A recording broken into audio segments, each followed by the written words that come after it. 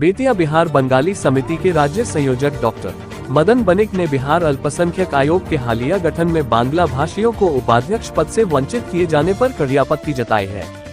उन्होंने इसे बंगाली समाज के साथ खुला भेदभाव और सौतेला व्यवहार करार दिया। डॉक्टर बनिक ने बताया कि राज्य में अल्पसंख्यकों के बीच बांग्ला भाषियों की आबादी दूसरे स्थान पर है, फिर भी आयोग के गठन में इस समुदाय को पूरी तरह से नजरअंदाज किया गया है। उन्होंने कहा कि बीते 4 दशकों से अल्पसंख्यक आयोग में उपाध्यक्ष पद पर बांग्ला भाषी प्रतिनिधित्व होता रहा है, लेकिन इस बार उन्हें पूरी तरह से दरकिनार कर दिया गया है। उन्होंने बताया कि पूरे बिहार में 130 बंगाली कॉलोनियां हैं, जिनमें 14 लाख से अधिक बांग्ला भाषी लोग निवास करते हैं। इनमें से अकेले पश्चिम चंपारण जिले में 46 कॉलोनियां हैं, जो कि किसी भी जिले में सर्वाधिक हैं। बावजूद इसके आज तक इस जिले के किसी बांग्ला भाषी व्यक्ति को कोई महत्वपूर्ण जिम्मेदारी नहीं दी गई है। डॉक्टर बनिक ने ये भी कहा कि बांग्ला भाषी समाज ने हमेशा एनडीए का समर्थन किया है, फिर भी उन्हें लगातार उपेक्षा का शिकार होना पड़ रहा है। उन्होंने सरकार से सवाल किया कि आखिर इस भेदभावपूर्ण रवैये के पीछे कारण क्या है। राज्य संयोजक ने बिहार बांग्ला अकेडमी की स्थिति पर भी चिंता व्यक्त की। उन्होंने कहा कि बीते 1 दशक से ज्यादा समय बीत जाने के बावजूद बांग्ला अकेडमी का गठन नहीं किया गया है, जिससे सरकार की बांग्ला भाषा के प्रति उदासीनता साफ झलकती है।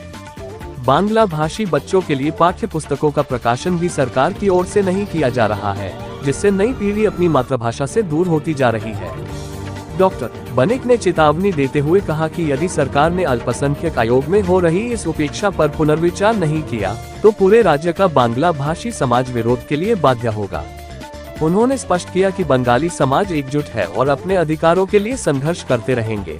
जो बिहार राज्य अल्पसंख्यक आयोग का गठन हुआ है, उसमें हम बांग्ला भाषियों की उपेक्षा की गई है। उससे पूरे बिहार के बांग्ला भाषी नाखुश हैं, नाराज हैं।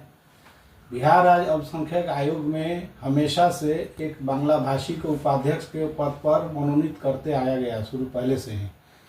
डॉक्टर दिलीप सेन थे, डॉक्टर दिलीप सिन्हा थे। इस बार जो है उसमें हम लोगों को नहीं रख के एक सदस्य के रूप में सबसे लास्ट में एक सदस्य को दिया गया है, जो हमारे साथ छलावा किया गया है। इससे हम सभी दुखित हैं। पूरे बिहार में बंगाली समाज जो है मुस्लिम के बाद सबसे बड़ी आबादी है। उस आधार पे हमारा शुरू से ही ये राइट था, हम लोग का हक था, जो हम लोग को मिलता था। तो इस बार हम लोग को वो नहीं दिया गया है। हमेशा हम लोग के साथ उपेक्षा की जाती है और हम लोग हमेशा एनडीए के पक्ष में अपना वोट करते हैं। हम लोग एनडीए के समर्थक रहे, बावजूद इसके सरकार हमारे साथ भेदभाव करती है। इसलिए हम सभी बांग्ला भाषी इसके प्रति रोष है। ये ऐसा नहीं होना चाहिए था। हम लोगों को बांग्ला भाषी समुदाय से किसी एक व्यक्ति को जैसे उपाध्यक्ष का पद मिलते आया है बिहार राज्य अल्पसंख्यक आयोग में, वही पद हमको मिलना चाहिए था। अभी बिहार बांग्ला अकादमी भी है हमारा, जो कई वर्षों से लंबित है। हमारा भाषा और अस्तित्व पर खतरा है। बांग्ला अकादमी से हमारा भाषा और अस्तित्व बचा है। ये विडंबना की बात है कि पिछले कई वर्षों से उस अकादमी में भी एक हिंदी भाषी को दिया गया है और उसमें भी हमारे किसी भी हमारे समाज से किसी व्यक्ति को अभी तक नहीं दिया गया है। ये बड़ी दुख की बात है। किताब वगैरह भी नहीं आता, कुछ नहीं आता है। हम लोग किसी तरह अपने स्तर से बुक वगैरह देकर विद्यालय को चला रहे हैं। जब हमारा अकादमी ही नहीं है और अकादमी है भी तो उसमें हिंदी भाषी को रखा गया है, तो हमारे भाषा और संस्कृति के अस्तित्व पर तो खतरा आएगा ही।